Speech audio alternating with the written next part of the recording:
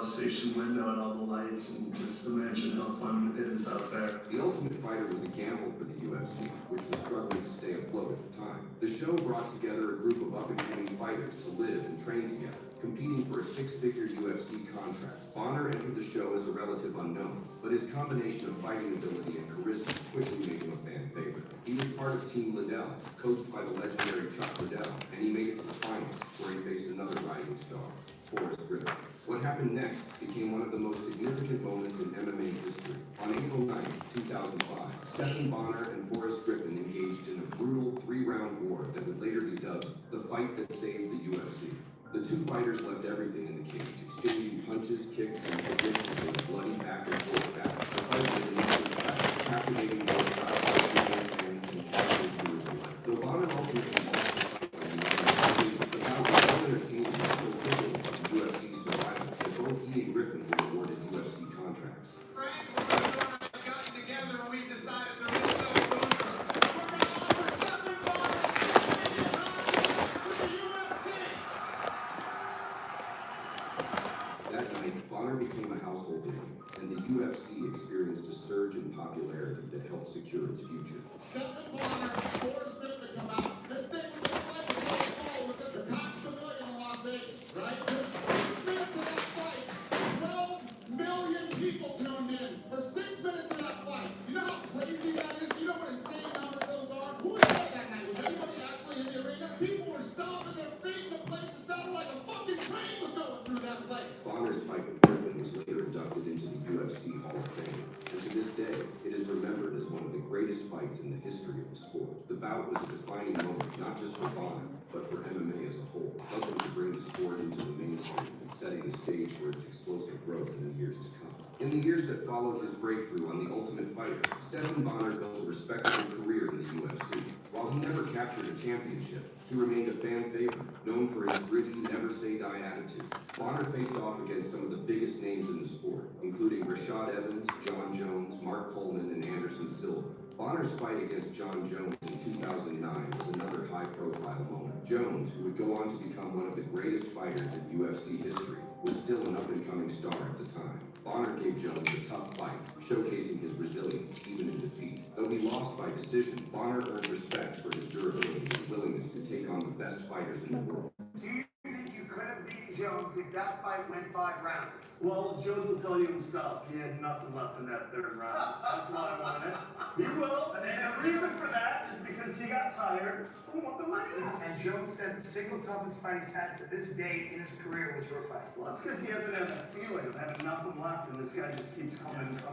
That's what I was doing. I took a beating, but then I kept pressure. You raise the bar once again, just showing how tough. You can break a man's fight, but you cannot break your heart. I needed that. Everyone else was criticizing me, and then you gave me a comment like that. See, that's why you were our leader on season 1 of The Ultimate Fighter, right there. Despite his success, Bonner's UFC career was marked by inconsistency. Injuries began to pile up, the result of years of grueling training camps and punishing fights. He suffered from a variety of ailments, including torn ligaments, broken bones, and numerous concussions. As his body began to break down, Bonner found it increasingly difficult to train and compete at the highest level. In 2012, Stephen Bonner and his wife Andrea were expecting their first child. While considering names, they were drawn to Griffin in honor of Bonner's legendary fight with Forrest Griffin. This was a heartfelt nod to this pivotal moment and the enduring respect and camaraderie that developed between Bonner and Griffin over the years. In that same year, Bonner faced Anderson Silva, widely regarded as one of the greatest MMA fighters of all time, in a highly anticipated bout. The fight was a disaster for Bonner. Silva dominated him from the opening bell, finishing him with a devastating knee in the first round. It was a humiliating loss, and one that signaled the end of Bonner's time as a top-level fighter. Following the loss to Silva, Bonner announced his retirement from MMA. His body could no longer withstand the rigors of fighting, and he decided it was time to hang up his gloves. But while his fighting career was over, his struggles were just beginning. I love martial arts, and I love teaching it. And it doesn't have to be about, fighting at the highest level or being in there in the UFC, It's fun to go in there and teach kids who want to learn. Stephen Bonner's retirement from MMA marked the beginning of the darkest chapter of his life. Without the structure and discipline of training for fights, Bonner found himself increasingly adrift. His injuries, particularly the damage he had sustained to his back, neck, and knees, left him in constant pain, and he began relying on prescription painkillers to manage it. What started as a way to cope with physical pain soon spiraled into full-blown addiction.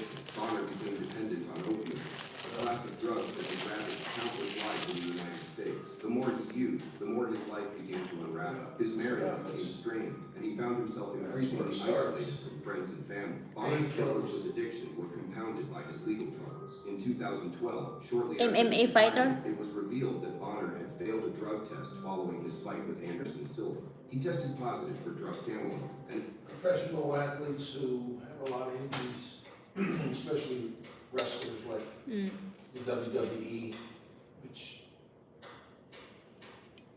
a lot of them have committed suicide, but you get so many blows to the head that you get the CTE. One professional wrestler, he killed his wife and his son at home, then he killed himself, and they said it was because of CTE. Plus, they call it roid rage, because he was taking steroids, and a lot of them do in the WWE. But on MMA and UFC, these guys, I mean, it's brutal. You've seen it, and they take so many blows to the head, and his back, his neck, this guy. So at 40, I guess he killed himself here at 45, shocking and tragic death. Oh my God. 45. He had so many injuries when he retired that he had to have painkillers. Like me, I refuse. I don't care how bad I get. I'm not going to get hooked on drugs. I'm not going to do it. Painkillers can be so addicted. You can be addicted to painkillers. Oh, easily. Once you start taking opiates, yeah. And then you get hooked, and then you go to harder drugs like fentanyl or methamphetamine.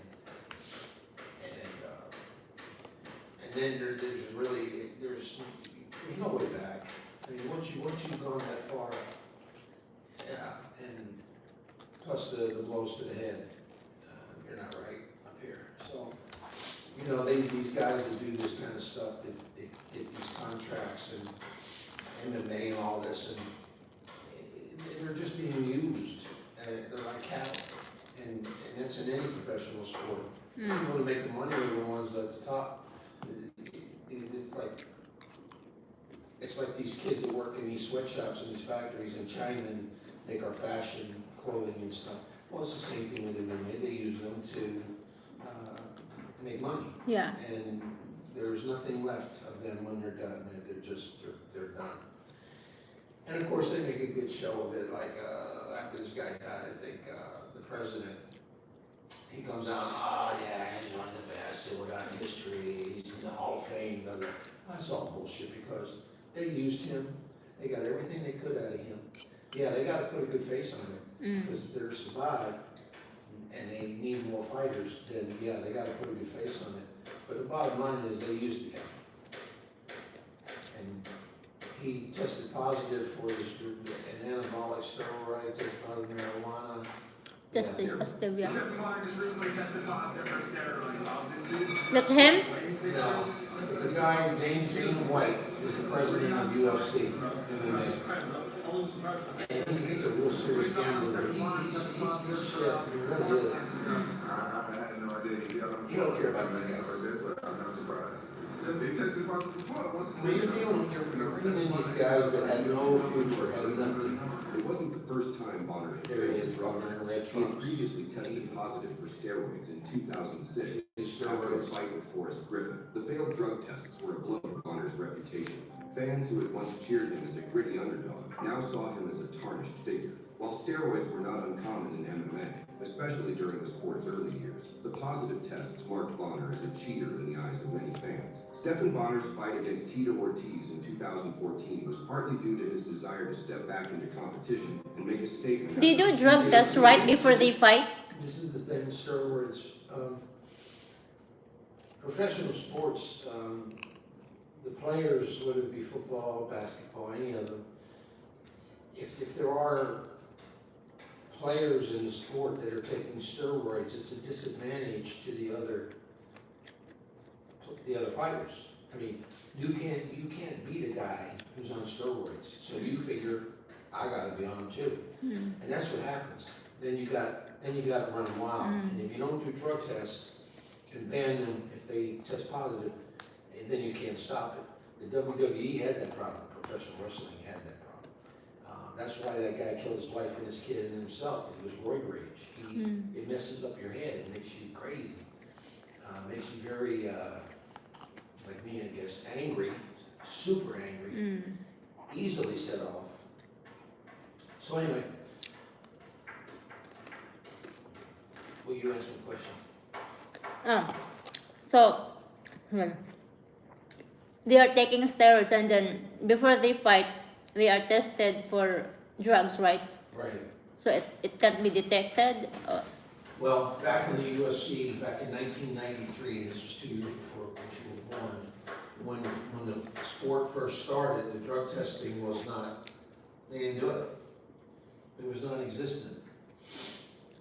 And the reason they didn't is because they were trying to create a multi-million-dollar, billion-dollar company. And they weren't going to ruin it by testing these fighters because they needed these fighters. And now they do. Now they do. And boxing, now they do. And WWE, the owner of that, Vince McMahon, he always said that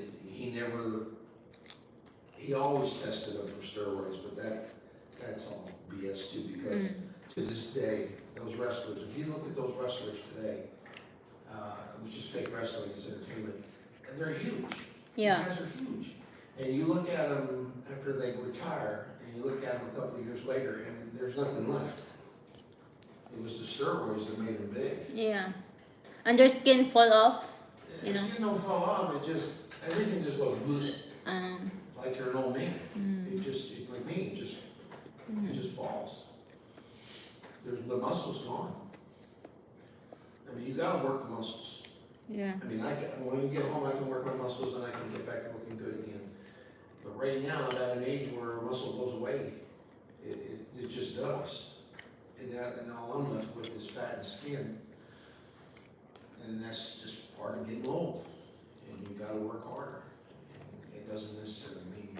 But anyway, so This guy, evidently that was kills a lot. 31, represented a unique opportunity for Bonner, as it was his only fight in the Bellator promotion. Known for his rivalry with Ortiz, the match offered Bonner Let me a say when chance this to first struggle started, back in 1993. And your father, mother, everybody saw it when they were here visiting us. When you look at that for the first time, and you see all that blood, it's brutal. It is brutal. And a lot of kids, they weren't allowed to watch this stuff. They put a restriction on it, and families were not letting their kids watch that. I mean, that's some serious violence. And at first, they didn't think it was going to make it because nobody wanted to put it on their channel. They didn't want to show that stuff. And then it almost went under, and then Dana White comes along and he buys the company, and then he turns it into this multi-billion-dollar company now. And the generation XYZ, whatever, they love it. Yeah. And this is what creates violence in our society, and I think that's what we're dealing with right now. The United States is out of control. You know, what do you call that one? WWE, like, no, just big guys. And then, how come they don't get blood or, yeah, when they, was that Which sport? WWE? The wrestling? Yeah, Okay. like wrestling. This is fake Just wrestling. big guys? It's Fake? It's Oh, fake okay. wrestling, okay? It's all choreographed. Before they go out in the ring, Vince McMahon, the owner, will tell them who's going to win. Oh. Okay, who's going to wear the belt? Who's going to be the champion? And it's all choreographed for like Hulk Hogan. Hulk Hogan was the WWE champion, heavyweight champion forever because that guy brought money, sales of t-shirts, toys of him. I mean, it brought a lot of money and the fans love Hulk Hogan. So what Vince McMahon does is that he's going to give the belt to the guy or girl, because they have women wrestlers now, who brings the most money. Now, bleeding in the ring, Vince McMahon would tell them, if you bleed, I will pay you more money. Yeah. Now, this is how they do it. You take a regular razor blade, you take a little sliver of it with a pair of scissors, and then they put tape. They put it in their thumb like this, just a little sticks out like this, just a little bit. That no one can see. Tape it, right? And when you're wrestling, you get all sweaty and hot, and the blood goes to your head. They'll go like this, like they're wiping the sweat off. And then all of a sudden you'll see blood. Because it's pumping, you know, if you get a cut on your forehead, you know how it is, it bleeds like crazy. Yeah.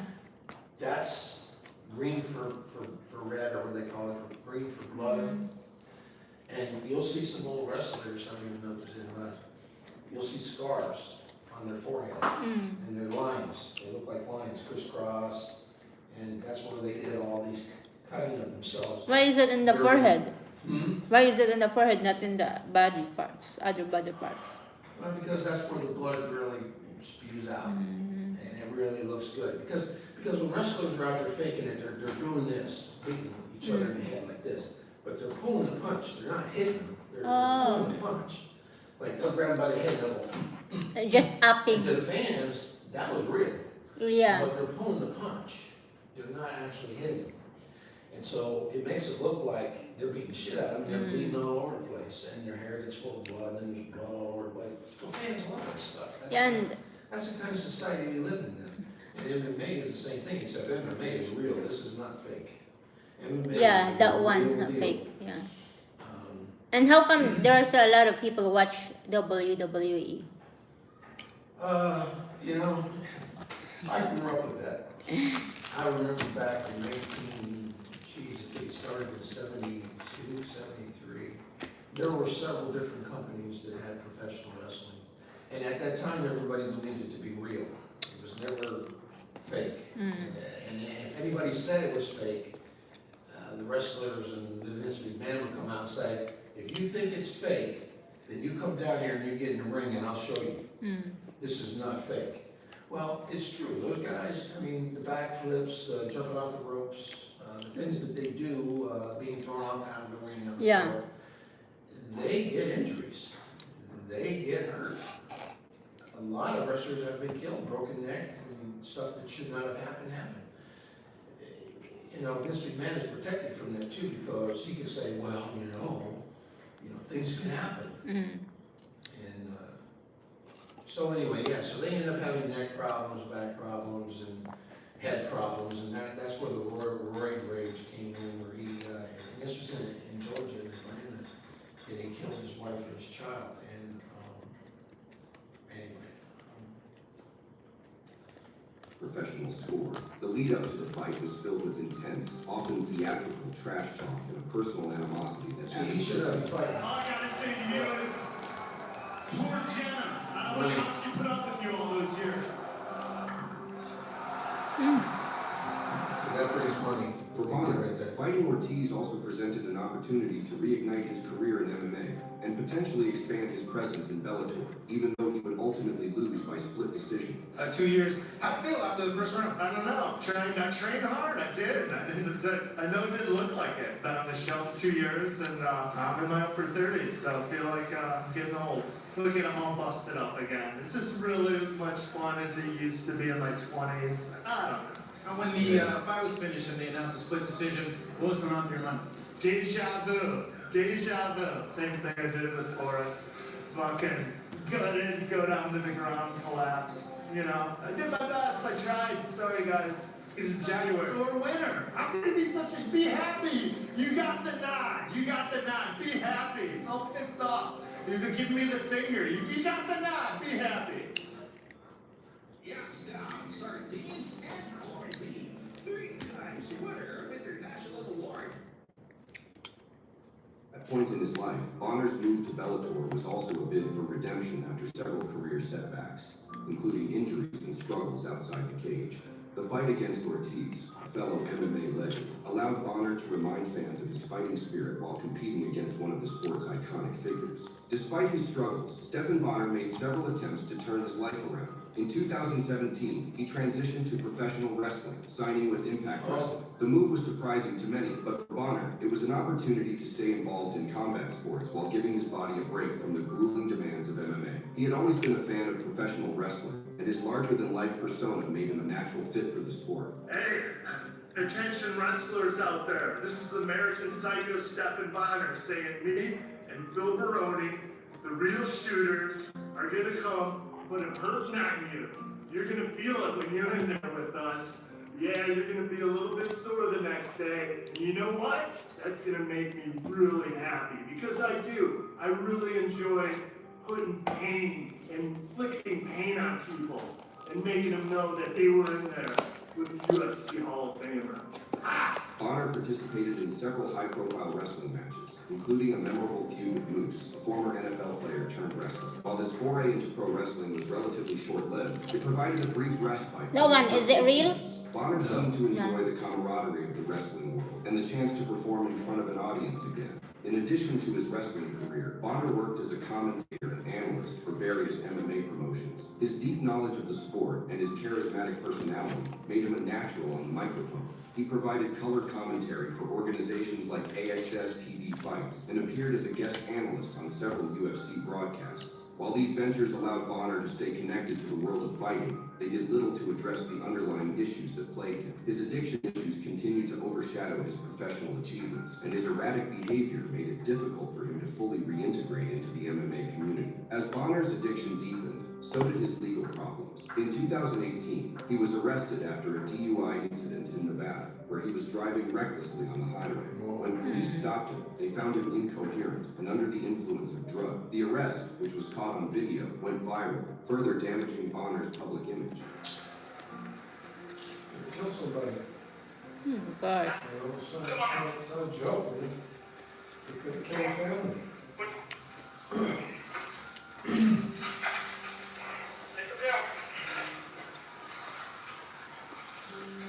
Picked the wrong group of guys, dude. What's wrong, Bonner later admitted in interviews that he had been struggling with addiction for years. He spoke candidly about the pressures of being a professional fighter and the toll it took on his mental and physical health. However, despite multiple attempts at rehabilitation, Bonner found it difficult to escape the grip of his demons. You have a career in MMA where you sustained several serious injuries, and you were pro wrestling at the point. What do you see for your athletic career at this point? You know, I'm 44. I was just pretty much done. I mean, I was doing this as a hobby. It was a fun way to get out of town on the weekends. I have not got my eyes set on it. Trust me. You know, I've had my fill. I've been getting injured my whole life. I've had my fun, you know. Been about 20 years of getting in there and entertaining and putting on a show, whether it be the MMA or the wrestling. I'm pretty satisfied. As the years went on, Stephan Bonner's physical and mental health continued to deteriorate. He had also developed heart problems, which further complicated his health struggles. In 2021, he was involved in a bizarre incident at a hospital in Henderson, Nevada, where he allegedly became aggressive with staff after they refused to provide him with pain medication. The incident was caught on video. I pro wrestled in Sacramento and came down with a flying elbow drop off the top rope, done the move hundreds of times. Like short something in my back. But one thing I noticed right afterwards, my wrist stumbled a lot. Showing back, showered, and I woke up in the morning to not being able to move. I gotta figure something out here. I'm dying. Screw it. Every time I've checked myself in the ER with an injury, they'll at least throw me in a bed for like an IV painkiller or something in me to get the pain down and send me on my way with like a 30-day script for some like oral medication. And the doctor calls me back and says, "What are you here for?" And I tell him the exact story about the 10 milligram prescription I get every month. And he said, "So you're here for pain management?" And I go, yes I am. And he goes, "All right, well, have you been vaccinated?" And I'm like, "No, like, you know, what does that have anything to do with this, man? No, I haven't been vaccinated, but that shouldn't matter, man." So they wouldn't see me. He goes, "All right, well, wait back outside on the other side of that gate." And I sat there for hours. And when I finally got it, they're not going to see me. And finally, I called the doctor. I'm like, "Doctor, are you going to see me?" And he's like, "You know, we have more important cases. We got people dying here." And I'm like, "Well, I didn't take the stupid vaccine. I shouldn't have to get punished because of that." Ended up saying I got to leave. And then next thing you know, the security's all around me. And I'm like, "Fine, I'll leave. So when the security starts nudging me from behind, he caught me off guard, and I fell forward, and I lose my balance, and I go down, and I have to plant my right hand out to save myself. And I was really angry. I'm like, "What are you doing to me, man? I got a broken back, and you're pushing me?" Yeah, really mad. I just wanted to clear some room, and I swung my crutch a couple times back and forth just to clear it out. And then that freaked me out because I'm like, geez, swinging the crutch like that, they might just shoot me. So my only option I thought I could do is I saw an open bathroom door and I scurried in there and locked it. I'm like, all right, well, I'm gonna have to document some of this. No one's gonna believe me. Here, where are you going, doctor? Where are you going? I'm in Henderson Hospital and the doctor won't talk to me. Then let me talk to the doctor. It is getting crazy. This is what they do. Drug addicts go to the hospital and they'll fake something like, and you pick him. He probably really did, but they're not going to give it to him. Why not? They're not going to give Well, why don't you He's see asking for painkillers. Because me? he's You did not addicted. see me. Mm. No, he did not. I'm here to get treatment for a broken vertebrae. Have you treated my broken vertebrae yet? Yeah, you treated my vertebrae. What was my treatment? Hey, doctor. Here's a doctor. Hey, doctor on the left. You with your hand on the wall. Hey, what was my treatment? Huh? What do you tell me to do? Answer. Dude, we can see who you are. Look at this show. I'm a doctor. I get all the ladies. Hey, what was my treatment? What do you recommend for me, face? Yeah, well, go yourself. Dangerous. I can't go to the front of the car and record. He's an It's either MMA one or the fighter. other. I can't And he can move. really I look can't like- move, man. These I cops, never they- went they- to a I don't know if hospital. they can I handle went to a doctor's office. Dr. Steven Sanders, 2020 Palomino Lane, bone and joint specialist. My orthopedic surgeon is 17 years. Got a great relationship with him. That's why I go to him instead of going to the emergency room first. I'm coming to get treatment for a broken vertebrae, a fractured vertebrae. What's he doing? Yeah, he's gonna come choke me out. Like, come on, dude. Like, I'm that stupid. God. No, I can't sit, dumb. My back's broken. Stephen Bonner. I'm a UFC Hall of Famer. I don't have my license on me or my debit card. You know why? Because the pharmacist at CVS forgot to give it back to me. You know when? When she was telling me I couldn't get my 7.5 milligram Norcos because, guess what? Because I recently had 10 milligram oxy spill. So they could only give me Tramadol. The Tramadol doesn't gosh. work. And the oxycodone 10 milligrams are all gone. So I came to that emergency room finally after suffering with a fracture. That's when they need Tramadol. One They more won't give you. vertebrae, doctor, for a week. That's okay, that's Yeah, you got something to say? And once again, Bonner's personal struggles were thrust into the spotlight. They refused me service because they think I'm a recovering alcoholic looking for a buzz. But, you know, they also probably knew I got that DUI on TMZ 3 years ago, which prompted me to totally quit drinking. By this point, Bonner had become estranged from many of his former UFC colleagues. I've seen a whole lot of people on YouTube. I've seen, some of your colleagues, Diego. Everyone seems to be very concerned for you. Yeah, well, I need help, you know? I'm worried about you. Well, it's not too helpful right now. If you think you're my friend and you think sitting there worried about me because you think I have a drug problem is gonna fix it, like, that's fuck off, man. That's why I've been being rude to people. Friends and family expressed concern for his well-being, but it was clear that Bonner was struggling with deep-seated issues that he couldn't overcome. Do you have a problem with prescription drugs? Are you fucking kidding me? Do you have a problem? Fuck you. I mean, I think everyone's just really concerned with you, and I know that that's not enough for you. I mean, No, they're concerned because they don't believe me and they think I'm trying to score some pills. Right. Because I need to be a fucking drunk. Have you reached out to the UFC? They know about this. If they wanted to help, they could easily help me. No, I'm not gonna go, hey, can you throw me a bone? I don't need a bone. I need one like doctor's office did, but really, that's a little work with me and a pharmacist did. My condition pretty much deteriorated over the next couple days. It was like 4 or 5 days to where like I couldn't get up, down, nothing. I couldn't move. Like I was in so much pain that night. I went to the ER, had someone take me, and luckily I was in such bad shape. They just pulled me in the wheelchair and took my blood, and that's all it took. It said, well, you know, you have a really bad infection. They took some x-rays, and sure enough, on each side of my spine where the fracture was, there was like these abscesses filled with staph. In the back, I had a really bad staph infection. Something was really wrong.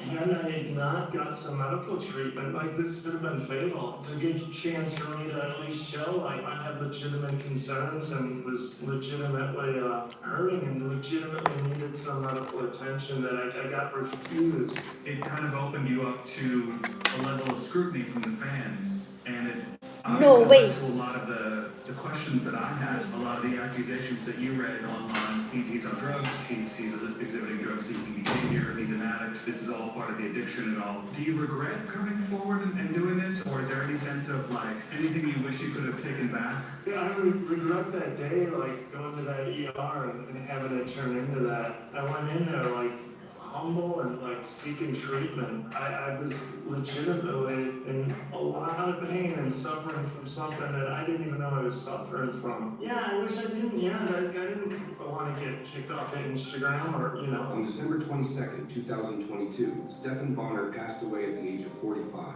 Initially, his death was presumed to be due to heart complications. He shared the octagon with Anderson, Tito, John Jones. Passing away of heart complications at such a young age of 45 is just something that is just so hard to take in. We might not be here if it wasn't for him and Forrest Griffin and the fight they put on in The Ultimate Fighter. Thank you for paving the way for me. I was the first woman to win the Ultimate Fighter, and I would have never been given that opportunity if it wasn't for Stephan Bonnar and his fight with Forrest Griffin putting UFC on the map. So thank you, Stephan Bonnar. Rest in paradise, and much love and prayers to your family. But a later report from the Clark County Coroner's Office in Nevada revealed that his death resulted from an accidental overdose. Specifically, the coroner's findings indicated that Bonnar had fatal levels of fentanyl in his system at the time of death. Bonnar's death sent shockwaves through the MMA community. Fighters, fans, and promoters who had known and admired him expressed their grief and paid tribute to his contributions to the sport.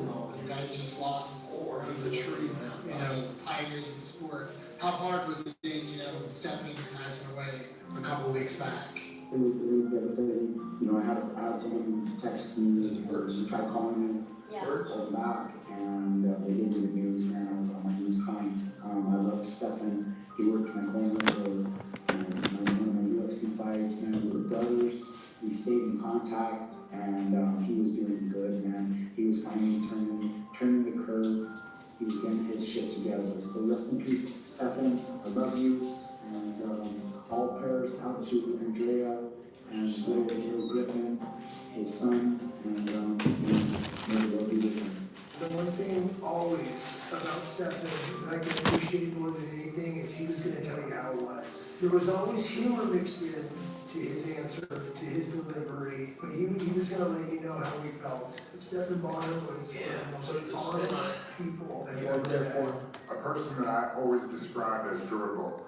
If his life isn't guaranteed, then the time we have on this earth is not guaranteed at all. And I think if you want me to tell you to spend the time you have and the rest of your life loving the people close to you. Dana White, the UFC president, issued a statement praising Bonnar for his role in the growth of the UFC, calling him one of the sport's true pioneers. In late 2004, we started filming The Ultimate Fighter. The UFC was obviously in pretty rough shape. Frank Lorenzo and I were producing the reality show as a last-ditch effort to turn things around. Stephan Bonnar is one of the most important figures in the history of this company and mixed martial arts. That's why the Tough One finale between Stephan and Forrest is the first fight ever inducted into the UFC Hall of Fame. The fans loved him because he was incredibly entertaining and he was so tough.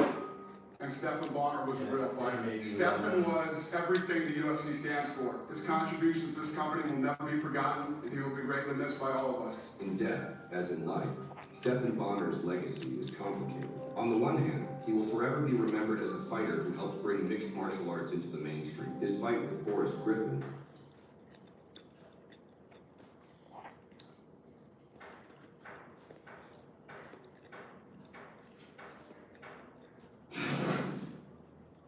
Who may take over to the outside just to see if he gets some extra help. He'll put it.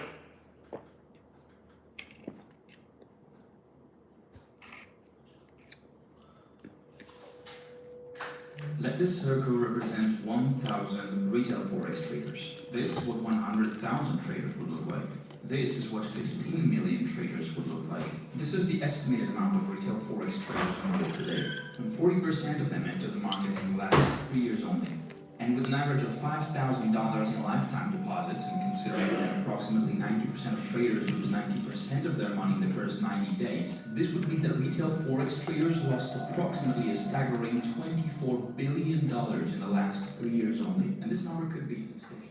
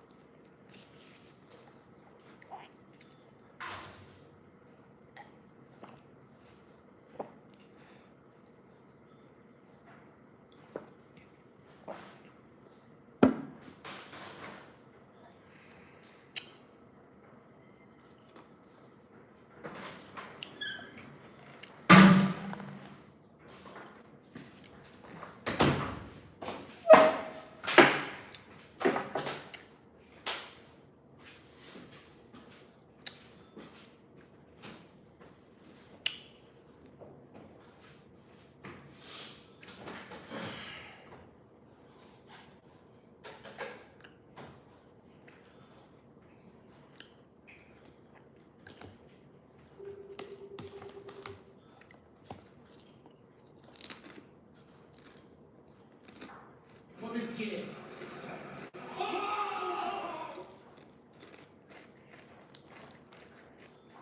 Hey, I'm traveling to the Philippines' most popular island, Boracay. We're also going to check out one of the most famous resort chains in the country. But first, we have to get there. And I have heard it's not the easiest journey.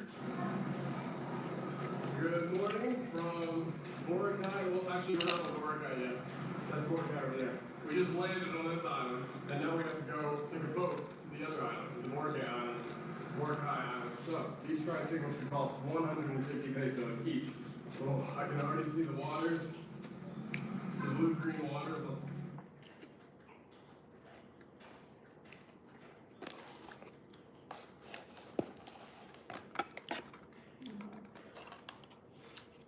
In today's video, I need to explain to you why net worth explodes after 100K. So let me show you the math first, and then I'll show you what you need.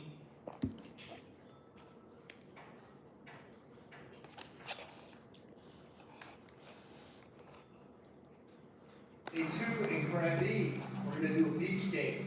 And I heard about a beach that supposedly maybe a secret beach, maybe it'll rival Raleigh Beach, Raleigh Beach.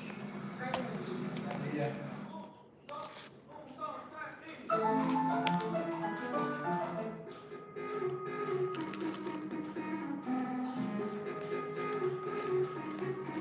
We took about a 10-minute drive, only 10 minutes from AONA.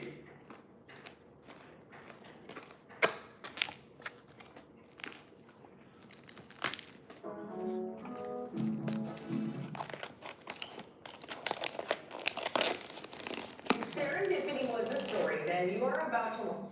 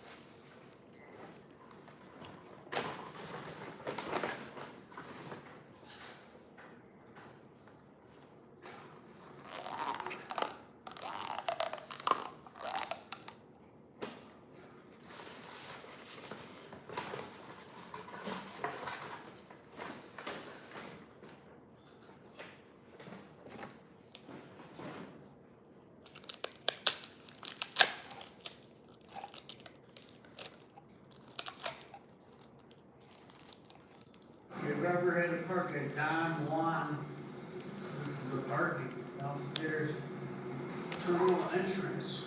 So we had to get up at 3 a.m. Oh, here's the big board, let's see here, 6 o'clock. Uh-oh.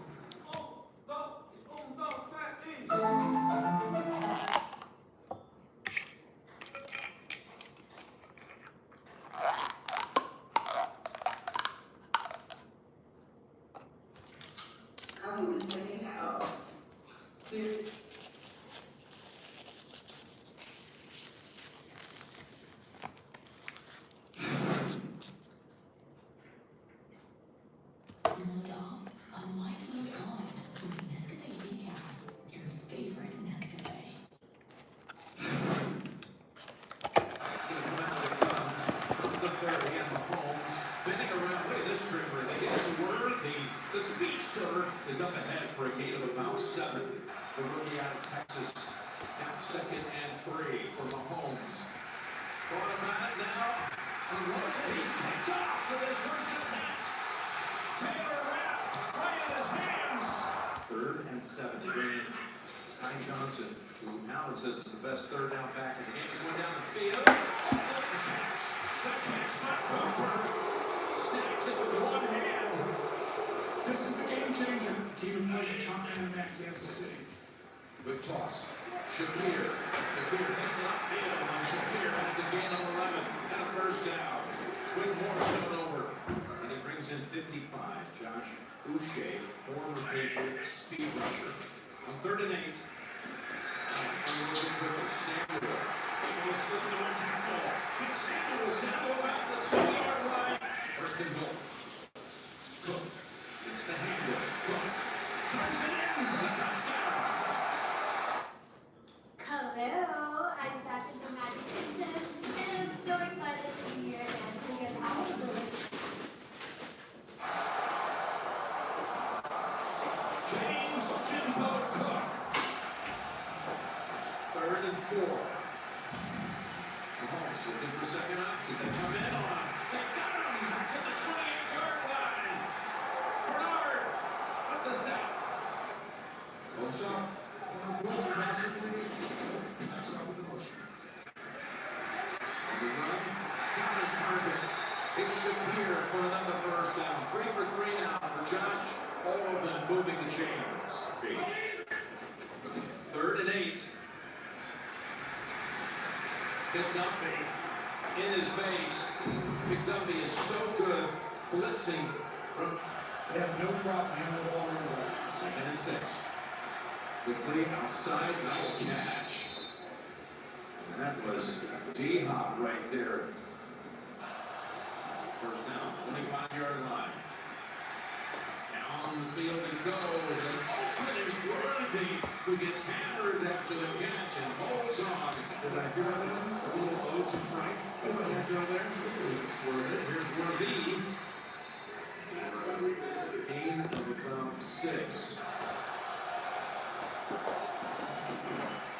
Mahomes gets it away. It's Worthy again, having a huge first quarter. And they got a first down near the 10-yard line. Then Arrowhead, 72-73 here. We start the second with Mahomes dumping it up to Worthy. His speed's going to get up to the pylon. Should be a touchdown, and it is. It has been all Xavier Worthy for the Chiefs. Wins in this streak of 15. Here's a 3rd and 9. Sidearm play. It is caught with a flag down. It Shakir near the necessary yardage. It's good for everybody. You're going to give them your best. 3rd and 2. Straight quarterback run.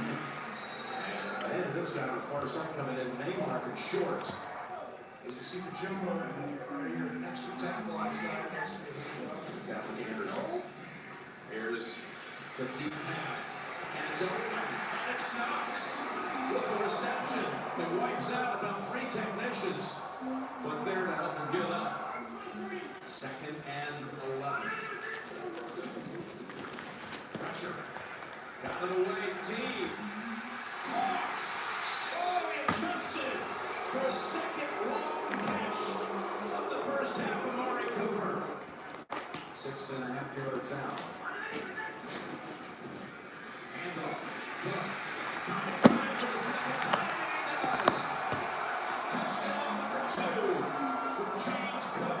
And the Bills regain the lead. KC. Always entertaining. This feels like a huge game. Gladiators and quarterback going after it. As Mahomes loads it up to a wide open Worthy again. Oh, he didn't keep his foot in, Jim. They say he's out. You saw it, Tony.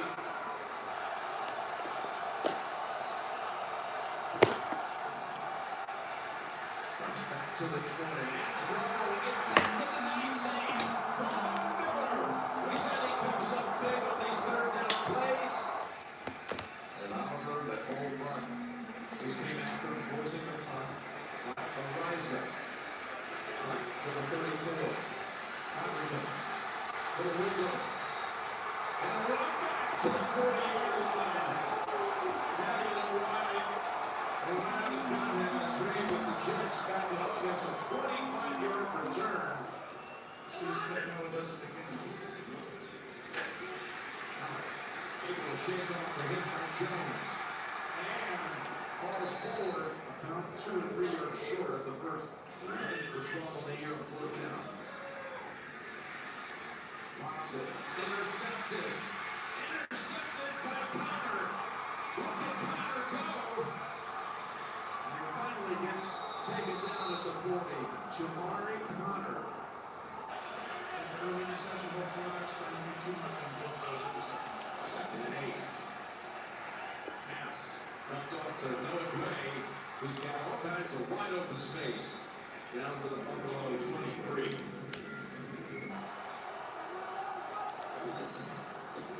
Great drop back. Now rolling. Faking. Put it out room to the end zone. Ball's caught at about the 3-yard line. Attention traffic. Remember, you gotta defend the pylon, and then the beat gap on the right, and the beat gap on the left. End up there, and all the opportunity motions. Here's the snap. Back to the home. Touchdown, Kansas City. Noah Gray. They spread everybody out, cause confusion, and standing all alone, wide open is Gray.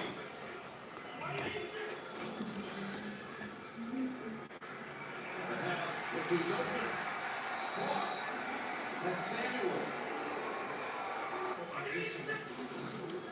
It's Johnson. Johnson able to get the first down with ease, and he's made some nice runs.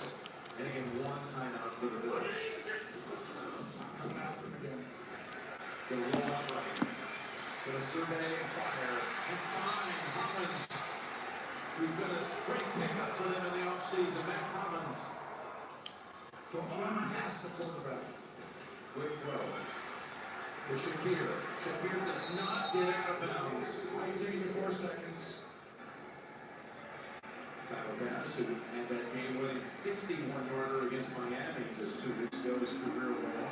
But he will roll and score, and the Bills timeouts out of the first half.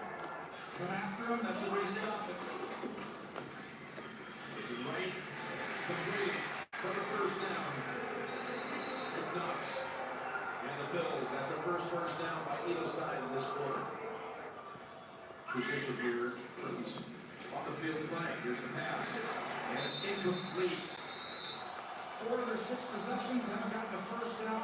3 now up there, the interception on the second play. Second and 6. Rolling, flinging, completing at the 30-yard line. Running back. 20, fires it now. And he's able to pick up some speed and some extra yardage down that sideline. This is where the leverage. Just feel this.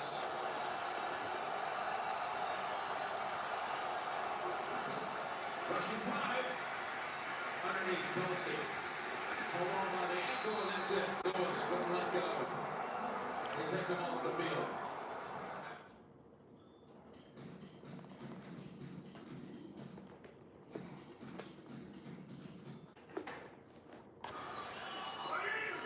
Back inside your own 20. Down the field. Oh, close. That'll be O'Connor. Tosses it up.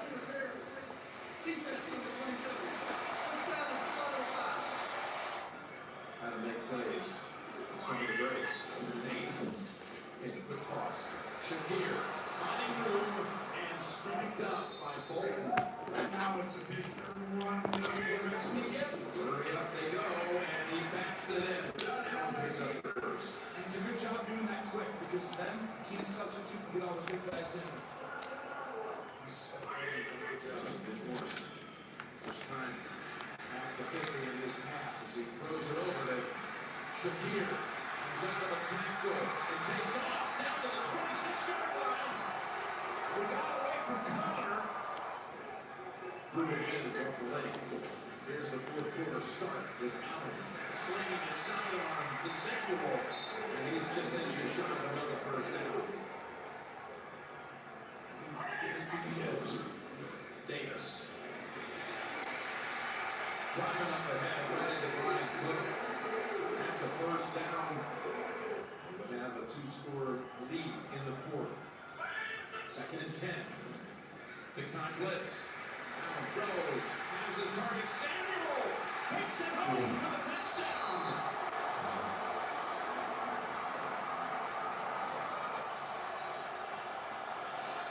He runs about after a 5-yard gain. 2nd and 5. And there's Gray. He's up 6 and a first. They got one just Inside the first minute of this game with a pick. Hunt, racing, take it off. And finally tackled by the last line of defense by Taylor. Quick toss. Caught and touched after he rolled for additional yardage. He said he wasn't touched. They gave him the first down. Punts back in. They fake to him. Mahomes trying to somehow counter that touchdown. Good thing he texted. Second and 7. That's Smith-Schuster keeping his feet chugging along to pick up the first. Shift it over. Shift back. Miscommunication by Buffalo. This time going up top. Throws end zone. Gray has his second touchdown catch of the game. Now we can throw it here with a half quarter to go. Second and 11. Now he's on target. Collins. And then Collins puts Najee Johnson with him an extra couple of yards and gains 15. Continuing with that. Stepping up, taking off. Got the first down. Bill likelihood. The pass. On target. And what a catch. Shakir holding on as Cook absolutely blasted his backside. No one's been able to make it a 2-score game under 2 minutes. This one has the opportunity. I would expect him to do it for Josh. Second and 6. There is Josh. Trying to fight for himself. Close to the hands. Quarterback's legs.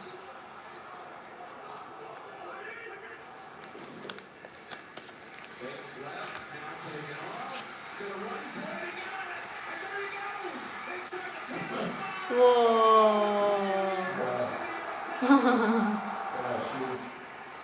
Now the important PAT. And it's a 2-score margin. Kansas City was bad enough. They haven't lost the game yet. I think this is going to be it. I'm not saying that. No. Because this guy's out there. There's P. Ryan. He's on across the 40. And probably won't get a play away before the 2 minute. Mahomes retreats to the 25. Steps up. Desperation time. Yeah. It's intercepted. Getting the first loss. Good. We're going to hand the Chiefs loss number 1. If you're a Chiefs fan, you never possibly when you lose, but if there is one, if they would have wrapped up the number 1 seed so early, there's a chance that they would have played the best football performance. This could be a benefit possibly to have that play all the way throughout the year.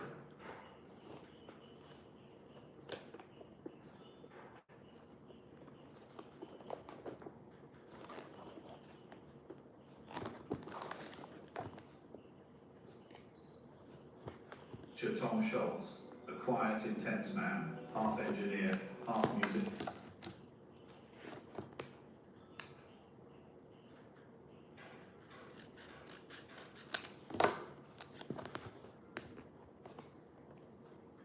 So I saw this artificial intelligence thing this morning. So when you arrive here, This guy, according to Detective Michael, he dressed as a woman, usual parking space at around. and then he changed his face. But everything he did was her. They were eating, he was eating, and this and that. And it made me think that there's gonna be fraud at the scam where you're gonna get a video and it's gonna be somebody you know, and they're gonna ask you for money or they're in trouble or something. Yeah. And all I can tell you is don't fall for that. You need to call them and find out if it was them. Yeah. Because it's hard to tell. Right. It is scary.